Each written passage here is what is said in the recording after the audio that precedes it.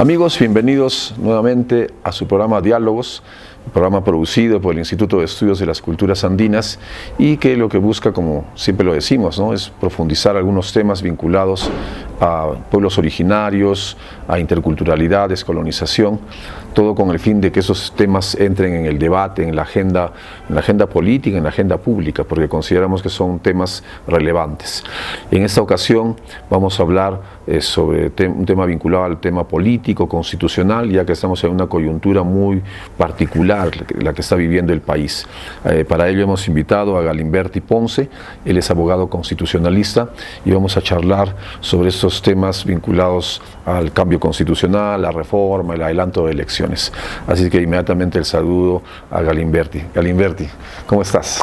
Buenas tardes, muy bien, agradecido de estar aquí y abordar el tema de reforma constitucional que en los últimos años, un par de años, tiene bastante relevancia en nuestro país, eso a raíz de la agitada actividad política que hemos experimentado, ¿no? Entonces, en la agenda pública se ha puesto como un asunto importante modificar la Constitución, sea total o parcial, ¿no? Hay posiciones por ahí o propuestas en ese sentido, ¿no? Este asunto de la reforma constitucional nos ha acompañado en nuestra vida política, diríamos, desde que hemos empezado la República, ¿no? Hemos adoptado varias constituciones desde la primera, que es 1823, hasta la 93, ¿no? Y eso se ha debido, o básicamente estos cambios constitucionales se han debido a diversos factores, ¿no? Sean políticos, en algunos sociales, otras luchas de poder, ¿no? Por controlar el Estado. Y en ese sentido han ido sucediéndose los cambios constitucionales, ¿no? También tenemos en ese camino cambios o reformas constitucionales de carácter democrático, ¿no?, que se le ha adjudicado a la Constitución del 79, ¿no?, que de alguna forma tendría una vocación democrática. Y luego, unos años más tarde, se aprueba la Constitución del 93 y con ella pues también habría una cierta agitación de carácter no democrático, ¿no?, porque el escenario en el cual se ha aprobado no encaja dentro del canon o estándar democrático. Y nosotros ahora estamos en la búsqueda de expedir un texto constitucional que sea democrático, que haya consenso en su elaboración, en su contenido, ¿no?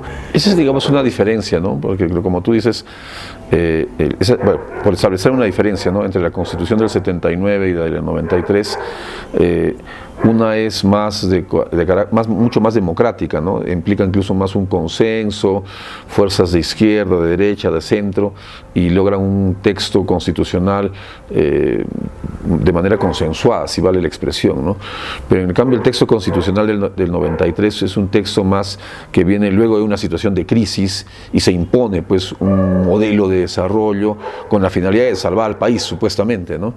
Pero ¿tú crees que digamos esa suerte de respaldo, de valoración que tiene la Constitución del 93, especialmente por grupos empresariales, ¿no?, porque es una Constitución que directamente favorece la inversión extranjera, favorece el papel de las transnacionales inclusive? ¿Tú crees que a tu juicio se impone una reforma constitucional y qué elementos implicarían esa reforma constitucional, o se impone una nueva constitución, ¿no? Porque comenzamos con uno y seguimos con la otra? ¿Cómo ves ese panorama de tanto hacer la reforma como pensar en una nueva constitución? Ya, perfecto. Aquí hay que partir de lo siguiente, ¿no?, de democracia representativa y democracia directa, ¿no? La lógica en la cual se han elaborado nuestros textos constitucionales desde la fundación de la República es bajo el estándar de la democracia representativa, ¿no? Delegamos a ciertos representantes para que en nuestro nombre adopten las decisiones y le den el contenido necesario al texto constitucional, ¿no? Y esa ha sido nuestra tradición constitucional, ¿no? En esos términos se ha elaborado. La del 79 o 93 responden a ello, ¿no? La del 79, por ejemplo, buscaba una apertura y ser más democrático, pero no se logró justamente por la tensión social, política del momento, y los acuerdos solo se dieron a nivel de la clase o la élite política, ¿no? Al final son ellos quienes han deliberado y el pueblo o la gran mayoría de la población pues no tuvo decisión o incidencia en el contenido de la Constitución, ¿no? Y ese factor se agravó mucho más, por ejemplo, en la Constitución del 93, ¿no? A pesar de que se dio bajo un esquema de referéndum, ¿no? O sea, se sometió a consulta una vez que se aprobó el texto constitucional 93 a referéndum, ¿no? Para que la población pudiese respaldarla, ¿no? Pero el margen de respaldo fue algo considerable, pero no la deseable por lo menos, y hubo una gran cantidad de personas que estuvieron ausentes también de referéndum en la Constitución 93, ¿no? Entonces ahí hubieron ciertos problemas de carácter democrático, ¿no? Entonces ahora la nueva mirada es elaborar un texto constitucional que conecte la ciudadanía con la clase política, ¿no? Y elaborar ese tipo de constitución es la propuesta, es el derrotero que se persigue, ¿no? Y hasta ahora pues no hemos logrado un texto constitucional con esas características, ¿no? Se piensa que de acá a unos años se pueda lograr ello, ¿no? Pero esto también se debe a que primero no tenemos partidos políticos sólidos, no tenemos sociedad civil, digamos, consolidada, organizada en base a un proyecto claro o preciso, y eso imposibilita ver una constitución, digamos, con cierto contenido, no sé, social, liberal, o una republicana, o una, o sea, radical. Depende cómo las fuerzas sociales confluyan ahí, ¿no? Y ahora el movimiento es disperso, ¿no? El contexto, el escenario político es bastante inestable, y en esa inestabilidad es un poco, o es difícil predecir qué tipo de constitución se podría crear en esas condiciones, ¿no? Es difícil, ¿no? Y probablemente un grupo político, un grupo o una organización más consolidada puede imponer un modelo o una visión en el texto constitucional, ¿no? O sea, plasmar una ideología, ¿no? Eso podría suceder, y esa ideología plasmada probablemente no refleje el consenso o la amplitud o la democracia en sí, ¿no? La confluencia de varias ideas o la pluralidad de intereses, de valores, ¿no? Entonces, la de 93, por ejemplo, se da en un contexto de globalización, ¿no? Y apertura hacia el mercado internacional, y en ese escenario definitivamente hay un modelo de carácter liberal que se plasma como ideología matriz de esa constitución, ¿no? Claro, con tintes, digamos, o con cláusulas de carácter social, pero esas no son decisivas, ¿no? Ahora, como decía hace un momento, el reto es tener una constitución de carácter democrática, ¿no? Pero eso significa consolidar en nuestra institucionalidad, nuestras organizaciones, nuestras ideas, tenerlas claras, ¿no? Y mientras ello no suceda, probablemente seguiremos teniendo inconsistencias, ¿no? Y algún modelo o alguna fuerza política que tenga mayor peso influyirá en el contenido de la Constitución, ¿no? Tal como ha venido sucediendo a lo largo de estos años de la República, ¿no? Porque si uno se pone a pensar también en las constituciones, digamos, modificaciones, nuevos textos constitucionales en países vecinos como Ecuador y Bolivia, surgen de mayorías fuertes, ¿no? Tanto en Bolivia como en Ecuador hay una mayoría de cambio, una mayoría radical, ¿no? Que incluso se habla de un nuevo constitucionalismo, ¿no? Que impone, digamos, un texto constitucional en base a una ideología, ¿no? Que de alguna manera es un poco diferente a otras constituciones en las cuales son una suerte de contrato social, de consenso de varias corrientes, ¿no? Y el texto constitucional recoge esas diferentes corrientes sociales, políticas, ideológicas, que están presentes en la ciudadanía, ¿no? ¿Tú cómo ves, digamos, una salida para el Perú? Un texto constitucional que exprese una corriente definida, como puede ser Ecuador, como puede ser el caso de Bolivia, donde son mayorías fuertes que han logrado imponer un nuevo texto constitucional, o un texto constitucional en el cual se recogen las diferentes vertientes o las diferentes corrientes cívicas, políticas, ideológicas de la ciudadanía. En relación al constitucionalismo, por ejemplo, latinoamericano y al nuevo en específico, que han sido liderados por Bolivia, Ecuador, Venezuela, también algo de Colombia, ¿no? Tenemos ahí.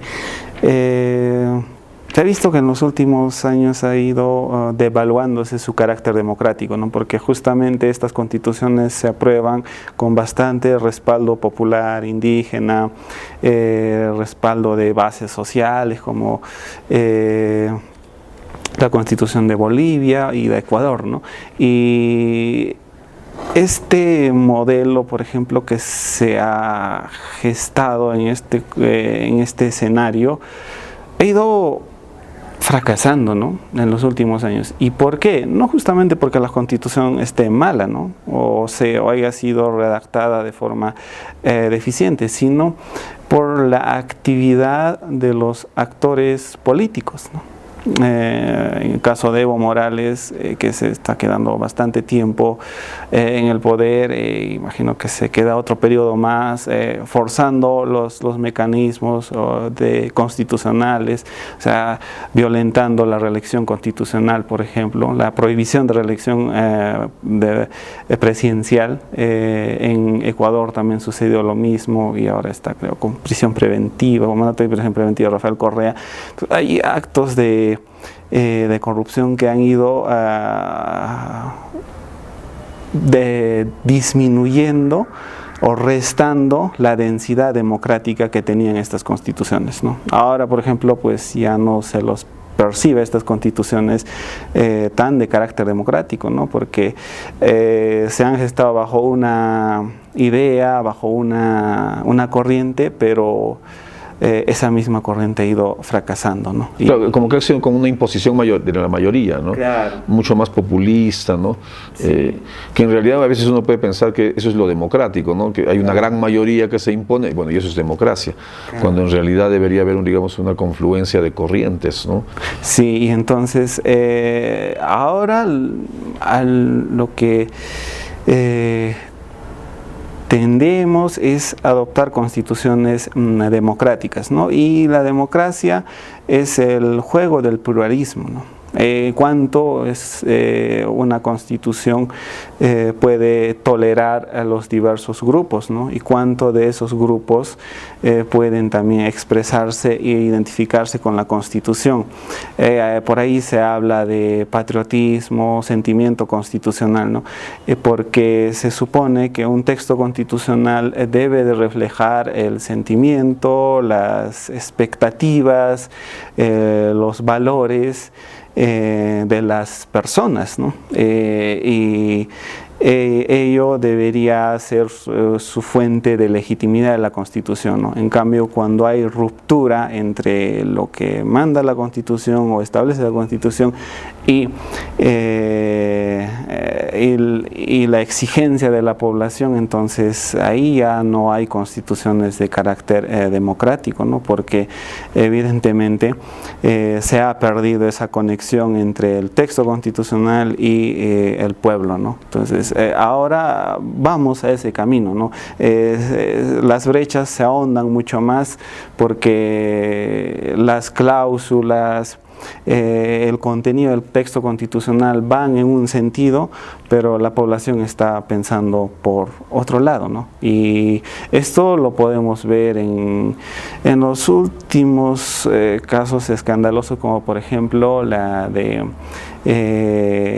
en este caso de investigaciones de cuellos blancos, ¿no? Específicamente los vinculados a Juez Supremo y Nostroza, ¿no? Por ejemplo, la ciudadanía muy indignada protestaba por qué no se le procesa de forma inmediata, si hay audios, hay un montón de pruebas que evidencian que probablemente habría sacado alguna ventaja o se habría beneficiado ilícitamente, ¿no? Probablemente, pero no se podía porque tenía inmunidad, ¿no? Y esa inmunidad necesariamente pasaba por el Congreso, ¿no? El Congreso tenía que levantar la inmunidad y recién podía procesárselo, ¿no? Y ese contenido de la inmunidad normalmente se deriva de la Constitución y el desarrollo de algunas leyes, ¿no? Entonces hay un distanciamiento ya entre lo que dice la Constitución y la población, ¿no? Porque se supone que las normas deberían de responder de forma efectiva e inmediata a los requerimientos de la mayoría, ¿no? Entonces esos problemas se siguen ahondando ahora, ¿no?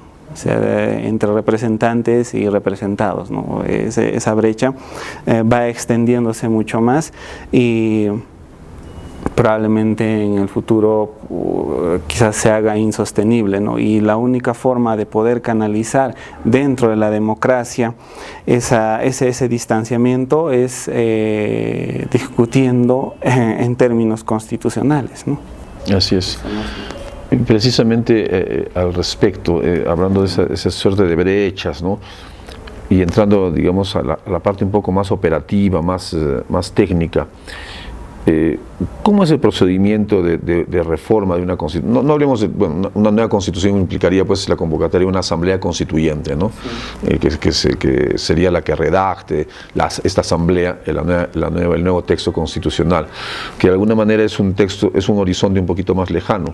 Pero en el caso mismo de la Constitución, una cosa más técnica, ¿cómo se puede hacer la reforma de la Constitución? Un poco para ilustrar a la población. El procedimiento para reformar la Constitución está en manos del Congreso actualmente, ¿no? O sea, ellos tienen el monopolio de cómo se debe de cambiar la Constitución. Entonces esto nos remite a formas de modificar un texto constitucional y crear propiamente, ¿no?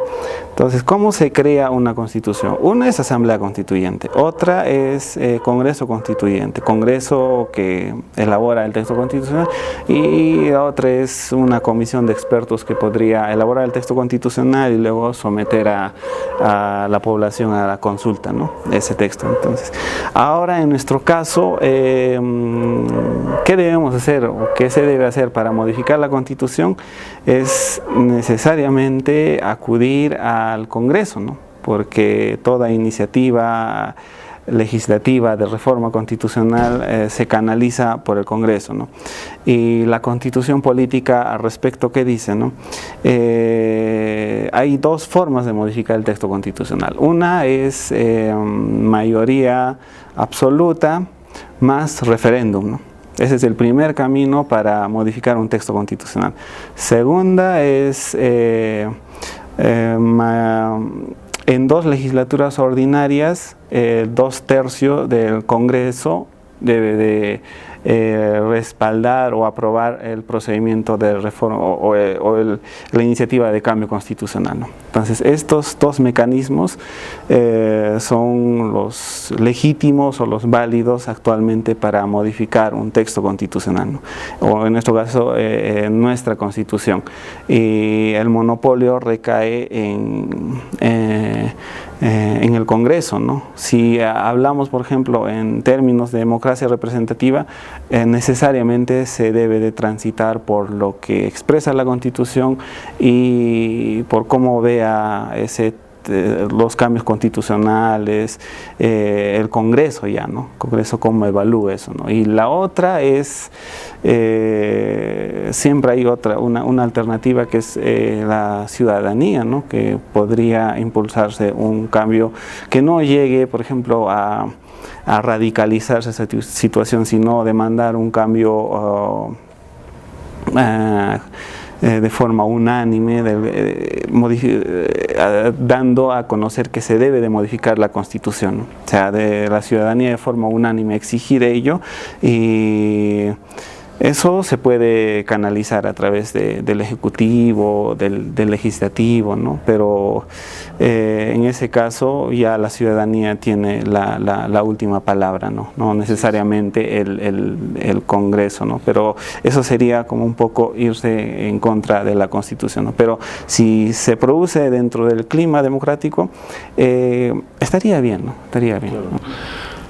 Y precisamente esa idea, ¿no? digamos que sea a través de la ciudadanía, ¿no? Que surge ese deseo de cambio constitucional. El presidente Martín Vizcarra hace esta propuesta de adelanto de elecciones, ¿no? Con la finalidad pasando a otro tema, ¿no? Porque también es constitucional el asunto, ¿no? Ese adelanto de elecciones, ¿cuál es tu percepción de ese adelanto de elecciones, ¿no? Porque la gente está aburrida del Congreso, pero también está la idea de que el Congreso le va a elegir la población, ¿no? O sea, imagínate que cada vez que no nos gustan los congresistas, hacemos una nueva elección. Pero en realidad también hay el hecho de que hay un entrampamiento político, ¿no? Entre una fricción fuerte entre el Ejecutivo y el Legislativo. Entonces hay opiniones encontradas. ¿Cuál es tu percepción de esta propuesta de adelanto de elecciones generales para elegir tanto presidente como miembros del Congreso? De entrada es un poco difícil el escenario mismo, ¿no? Hay adelanto de elecciones o se hagan las elecciones ordinarias en el 2021, igual tenemos problemas, ¿no? Porque nuevamente dentro de la democracia representativa los actores que deben de generar confianza en la población son los partidos políticos, ¿no? Y mientras no haya partidos políticos con una ideología, un proyecto, un plan de concreto, un plan de gobierno quizás preciso, va a seguir existiendo esa incertidumbre, ¿no? Entonces no creo que este año se formen partidos políticos sólidos o para el 2021 se llegue a formar partidos políticos sólidos, ¿no? Entonces en ese escenario es un poco difícil avisorar y decir si está bien o está mal, ¿no? Al menos en términos técnicos no está nada claro, ¿no? Pero políticamente es una jugada limpia, ¿no? O sea, este distanciamiento, este fraccionamiento entre los representantes y la población, en especial el poder legislativo, ¿no? Porque ellos tienen una representación directa del pueblo, ¿no?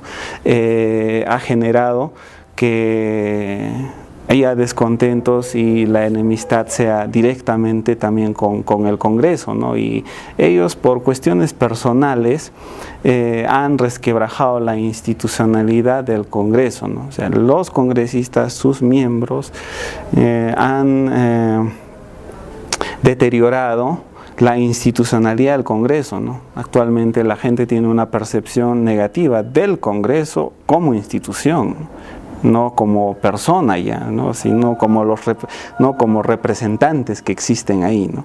El problema es de los representantes, ¿no? La institución está ahí. Si los congresistas trabajan o se esmeran en compatibilizar sus intereses con la población, esa institución va a funcionar, ¿no? Cambio, si hay distanciamiento, hay ruptura, entonces las cosas se ponen difíciles, ¿no?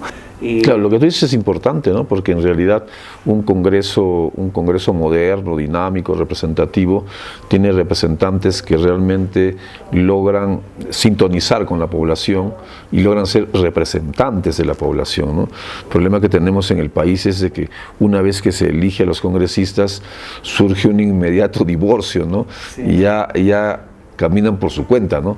Ya el representante ya no es representante, sino actúa en su representación de él mismo, ¿no? Y sus intereses, apetitos y todo ese tipo de cosas. Y lo que tú dices es muy cierto, porque en realidad son los partidos políticos los que de alguna manera esos partidos tan débiles estimulan eso, ¿no? Sí. No son partidos doctrinarios, con una ideología, o más que todo con un proyecto de país, ¿no? Sí. Entonces si habrían partidos políticos con proyecto de país, bueno, quizás no estaríamos las cosas más claras, pero los proyectos son más pues personales, de beneficio personal, ¿no? Ver la política como un espacio de aprovechamiento para cubrir determinados intereses, beneficios, ¿no? Y eso nos lleva un poco al tema digamos, de la cultura política, ¿no? Tanto de la población como de los representantes, ¿no? Tú hacías notar precisamente ese problema en la ciudadanía, ¿no?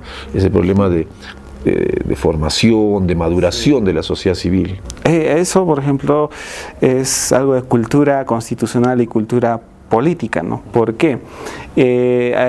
Actualmente a la ciudadanía no le importa mucho cómo funciona el poder, ¿no? El poder va por un lado y la ciudadanía está haciendo sus cosas por el otro lado, ¿no? Al final, el único momento en el que tiene contacto con las cosas del poder es por medios de comunicación, por algún escándalo, ¿no? Entonces eso deteriora más las instituciones.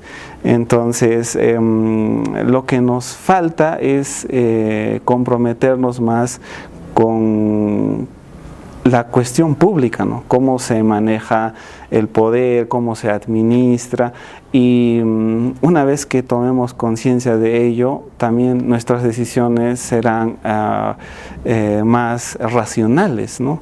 Porque la mayoría de las personas, y esto también es por una cuestión económica, está más preocupada por sobrevivir, ¿no? Por alimentarse quizás, ¿no? Pero no por la cuestión del poder, ¿no?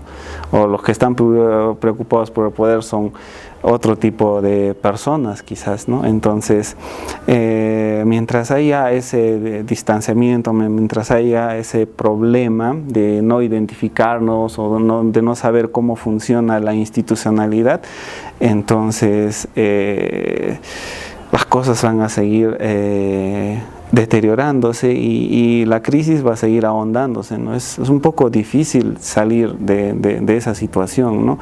Y probablemente aparezcan ya gobiernos de carácter populista, como vemos la de Trump o la de Bolsonaro, que pegan bastante porque sus propuestas ya son muy directas, ¿no? Una oposición cerrada a las cosas, no hay tolerancia, no hay pluralidad de opiniones, sino ellos imponen un esquema de visión de país, de gobierno, y a la gente parece que eso poco a poco le va gustando, ¿no?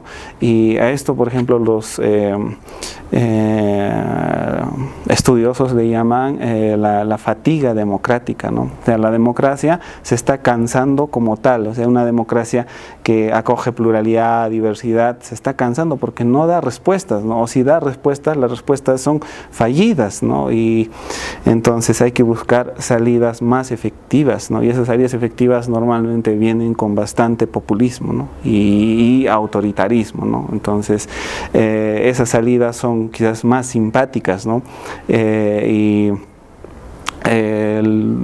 estamos en ese camino de llegar ahí, ¿no? de generar un gobierno o de crear un personaje autoritario y que nosotros o la gran mayoría de la población se identifique y al final él conduzca los destinos del país, ¿no? Entonces eso se debe a que no comprendamos la dinámica de la democracia y lo cuán importante que es el tipo de vida que tenemos ahora, ¿no? Creo que es por lo menos no la más adecuada, pero la equilibrada por lo menos, ¿no? Pero se puede mejorar, ¿no? Pero si esta crisis se ahonda mucho más, entonces es un poco incierto el panorama político y constitucional que podría venir después, ¿no? Así es.